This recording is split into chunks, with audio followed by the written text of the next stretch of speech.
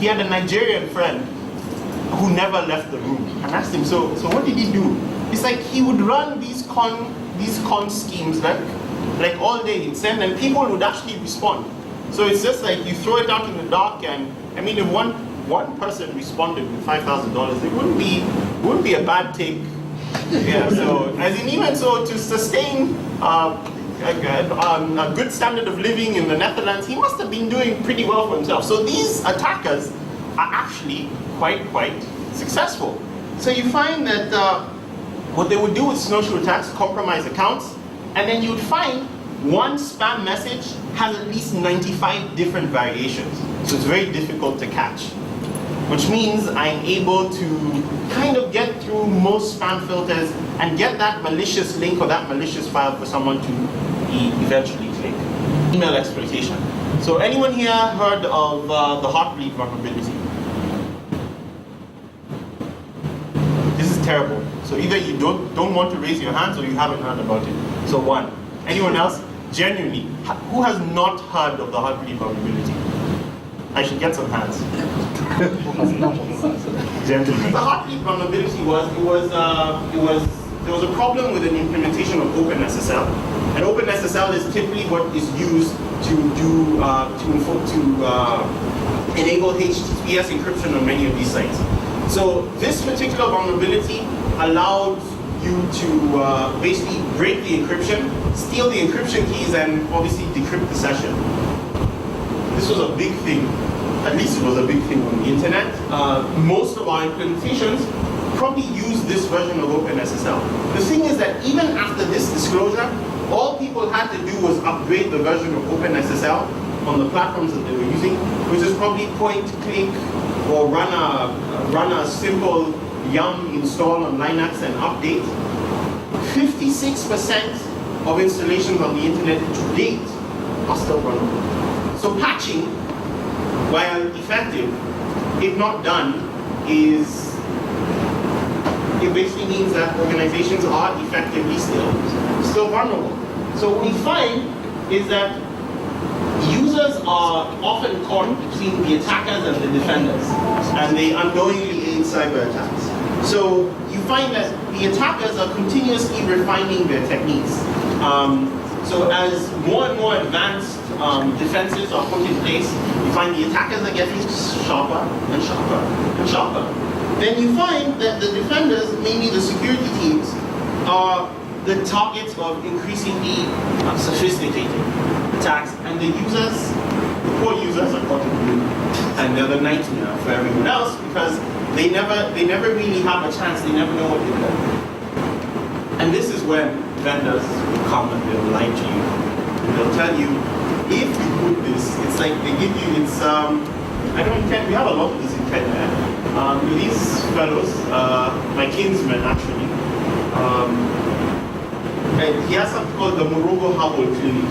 And prime time, he comes on prime time and he's like, this pill, arthritis, fibroids, cysts, cancer, just take it. And then he has a concoction, he has a syrup, almost like the antibiotics you give your kids. You just add water, shake, put in the fridge. There's a lot of that going on.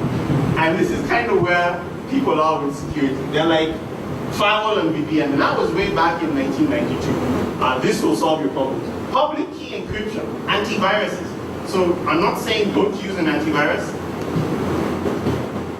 This is what I say. This is the truth about antiviruses. They're 100% necessary. Computationally, they address 90% of the problem because most things are signature based. But it's the 10%.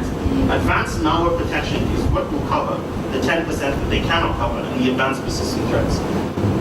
Intrusion prevention, unified threat management. Unified threat management is more a thing of control, as is content security and application control. Network access control, very critical. But in and of themselves, these things don't actually solve the problem in its entirety. So you see, this is a very popular thing that people have been talking about. But this is the challenge with sandboxing, and Cisco does it as well. That what happens once I give a file the all clear, and it's free to do whatever it does in its network. And so what malware designers are now doing is, instead of Because what sandboxing does, it brings it into a virtual environment, it executes it, and it sees if it's doing anything malicious. So if it doesn't do anything malicious over a certain period of time, it says, okay, this is fine, let it through. The malware sleeps, becomes active later, and you're back to square one, you're infected, and you went through a sandbox. So what Cisco do is something, we look at this as the event horizon.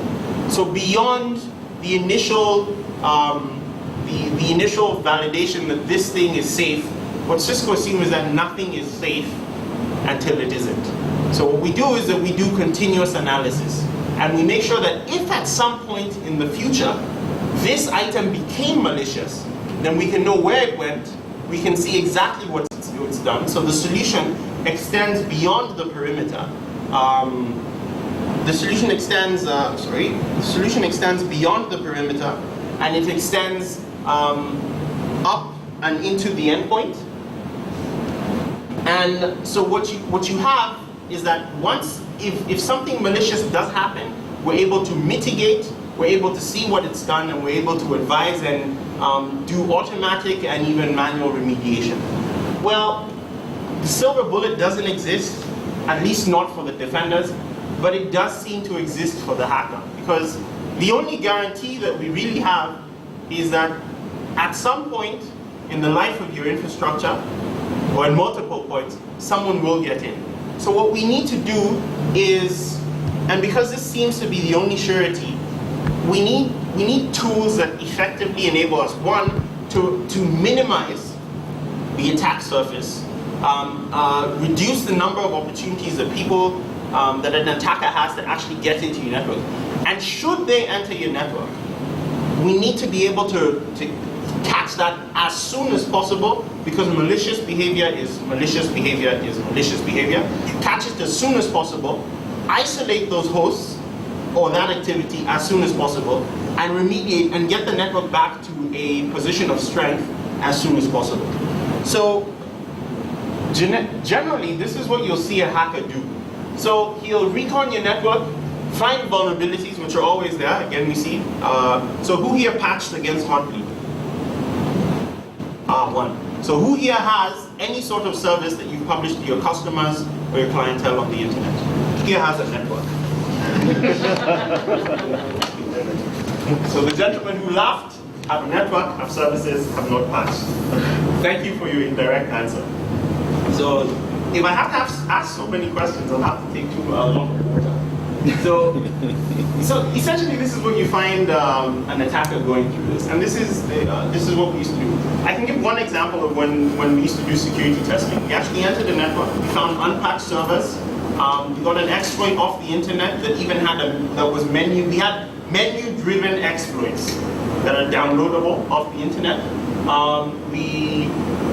By clicking 1 for yes and 2 for no, we're able to compromise this Active Directory server, create enterprise admin accounts, map the network drives, map the network administrator's drive, and we found a file with the usernames and passwords. So who put a password in the text file? Okay.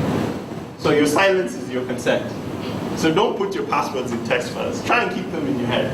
So who here doesn't use the same password, Facebook and Gmail and your Active Directory account and yeah. So we tend to use the same thing across, or variations of the same thing, because we can't remember too much. So our behavior makes us vulnerable, and that's why it's so easy. Not easy.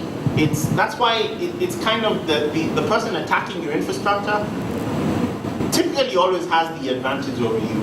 And with vulnerable infrastructure, it makes it even more difficult to protect. So what we're saying here at Cisco is that we need a holistic and scalable model in order to protect our infrastructure. And it needs to be visibility driven. And being visibility driven means you need to accurately see what's really happening in your environment in order to gain knowledge. And the more you can see, and that's why we're threat focused, the more you can see, the more you can correlate, apply external intelligence to this information, understand the context of the event, and be able to make better decisions security-wise.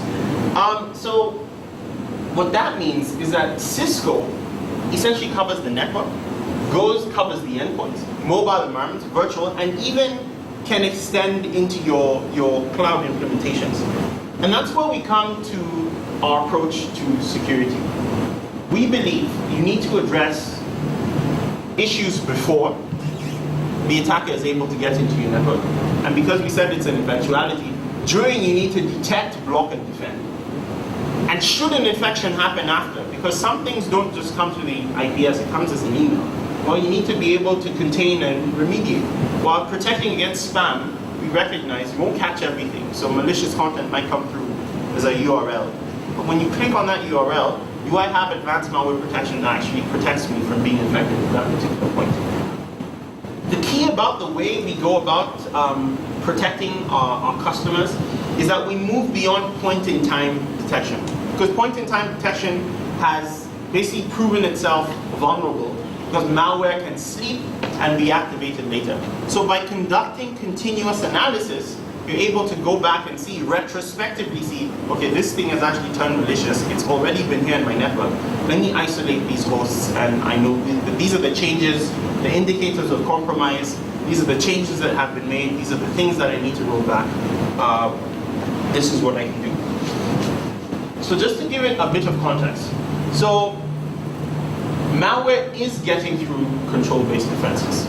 So your perimeter is not 100%. The challenge is that most of these by adding another point solution on another point product, on another point product, on another point product, is the same thing as just building a really, really, really, really high wall and not putting any watchtowers and just hoping that no one will kind of climb over it.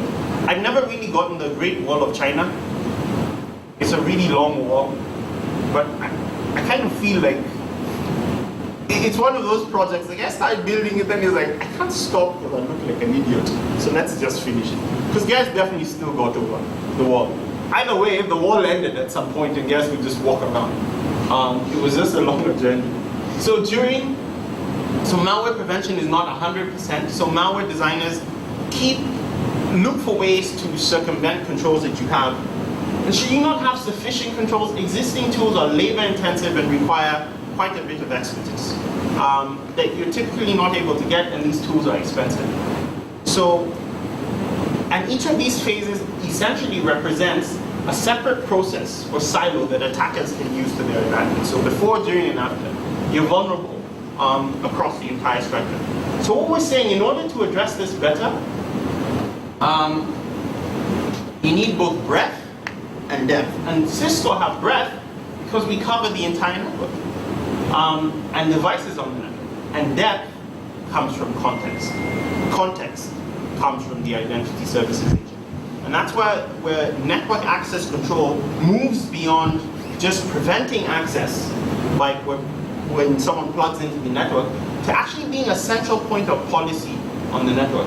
So if we look at this, and I hope you guys can see this particular slide, that's where the network is important. And that's where Cisco has a very key advantage, because the network sees everything.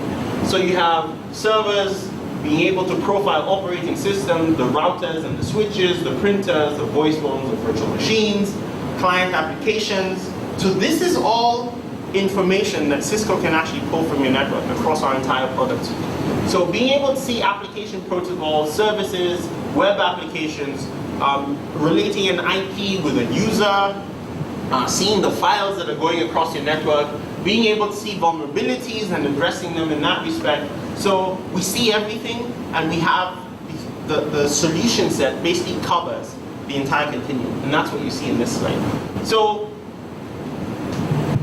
the reason Cisco are able to do it really well is our security, what we formerly called our Security and Intelligence Operations Center. So this is where we collect a lot of telemetry data from all of our solutions and combine this and put these products, put these particular technologies across our products. So your firewalls and your next generation firewalls, your unified threat management, your VPNs, and your secure access and identity services, those are the things that basically form the hardened perimeter. You go on during the attack, you need to detect, block, and defend your next generation IPS. Remember what we were talking about, the soft underbelly, your users, two vectors, web and email. Very important to protect across those. And then afterwards, you need to be able to determine the scope of a potential infection, knowing that most networks are already experiencing this, contain and remediate. Very important to get your network back to a position, your infrastructure back to a position of strength. So advanced malware protection and network behavioral analysis are two very key products in this particular area. So what you find is that, especially when it comes to advanced malware protection, and this is where we really differentiate, security is about understanding and stopping threats. So using the foundation of visibility, Cisco sees everything. You can understand the context, the who, the what, the where, the when, and the how. And this is delivered through the identity services engine. And once a threat is detected, you want to have as much automated enforcement in order to stop the threat. But with zero-day attacks and advanced threats, you may not know if something is good or bad when you see it the first time. So the key, in order to address this particular challenge, the key is to record everything that you're seeing and have a continuous capability to see what is happening with whatever you've recorded. And should anything change at some point, then you need to be able to alert and then do the automatic remediation, which is what you see there. The white dot that went red, see the event history, and then you update. And you now enforce, you can now do the automatic remediation. And that is the key about advanced malware protection. So this is available across the web, across the email, and across the network products. So it's not something that you put at one point in your network, it's something that you want to have across your solutions. And that's why we're saying it's not a silver bullet, it's a suite of solutions that is driven by having visibility on your network. Now, any security solution worth its salt